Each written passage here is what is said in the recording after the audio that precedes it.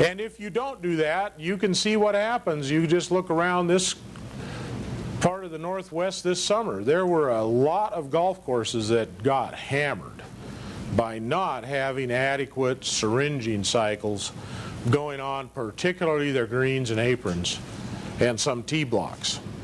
And what happens is it weakens the grass, then it's prone to every disease known to mankind at that point, and every bug infestation known to mankind.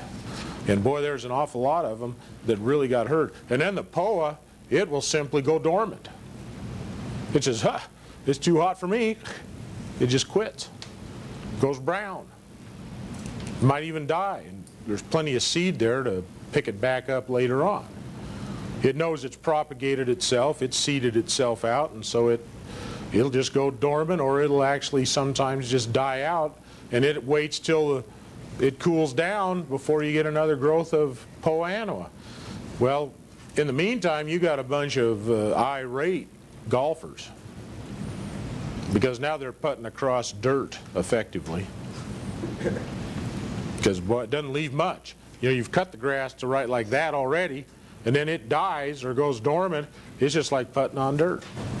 So quality becomes an issue, and we go to other crops. Quality becomes an issue, whether it's orchard or vineyard or berries or potatoes or anything.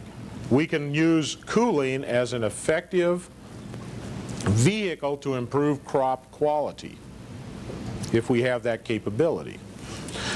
Lots of times, like a center pivot on a potato field, we don't have near that capability. But fortunately there, we have a plant that does a tremendous amount of transpiring. Potato is a tremendous transpirer. It really puts a lot of moisture into the air all the time, and we usually set it up so we get around a potato field every day or so anyhow with a center pivot. So it creates its own cooling effect because of the tremendous amount of transpiration it puts into the air. You get that cooling effect from the transpired water. And we talked about that before. Just go out on a lawn on a real hot day and sit down on the lawn, and it'll feel cool because that grass is transpiring water, and as that transpired water hits the atmosphere and raises the humidity, it has a cooling effect. Same with the evaporation coming off the surface. As it changes, converts from droplets of water into vapor, it absorbs heat. That's the process that happens. It's an exact reverse effect that happened with our frost protection. There we went from liquid to solid. It released heat. Now we're going from liquid to vapor. It absorbs heat to create that process to occur. To vaporize water, it takes a whole bunch of heat to make that happen. And it's sucking the heat out of the atmosphere to do it right at that point that it occurs. So it'd be right on the leaf surface of the plant. So you're getting this drop in temperature right on the leaf surface, which is really healthy. It's like a evaporative cooler. Just like when you perspire. On real hot days, you'll be perspiring, and in this country, you don't hardly have sweat. Because what happens? As the droplets come onto your skin, they evaporate, and it cools you down. So you have your built-in air conditioner. As the air comes across your body and intercepts those droplets of perspiration, it evaporates those droplets, and it makes you feel cooler. Because it's pulled that heat off of the surface of your body and the air right around the surface of your body to make that conversion from a liquid to a vapor.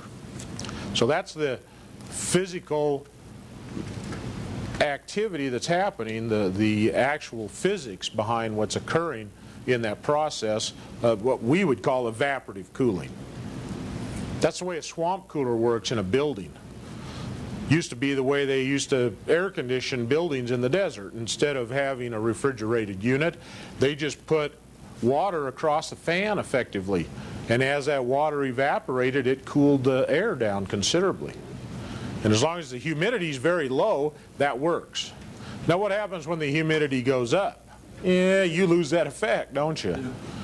And all of you that have ever been in the East Coast, particularly the Southeast, you've been there, done that, because it can get hot and very high humidity, and you just never can get cool. Just ain't going to happen. There is no evaporative cooling.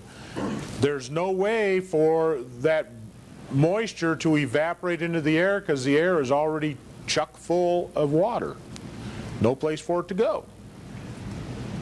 So you get those 90 and 90 days, 90 degrees and 90% humidity, and you just want to suffocate.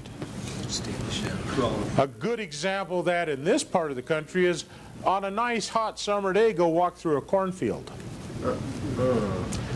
About 98% humidity in that cornfield, and whatever the outside temperature is, that's what you're dealing with. I mean, you can hardly breathe in them. It will take your breath away. There is such tremendous saturation of heat and moisture in those fields, because those corn plants, they're just transpiring ungodly amounts of water. And you'll just be sweating like a dog, and it just stays right on you because the air is full of humidity right in the canopy. You get 10 feet above that canopy, it'll be dry again, because see, you're starting to dissipate that into the rest of the atmosphere. But boy, right down in that canopy, and of course the corn's 10, 12 feet high that you're walking through, so you're totally enveloped in that canopy.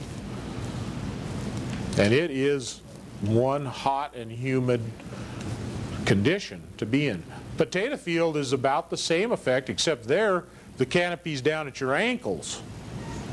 So at least by the time it gets up to where your head is, there's a little air movement, and it isn't quite as stifling. But if it's a real calm day walking out through a potato field when it's 105 degrees, it can be really stifling situation as well, because all that humidity, you just can't, your perspiration is not going anywhere. It's just sitting on your skin. You just get saturated in the process.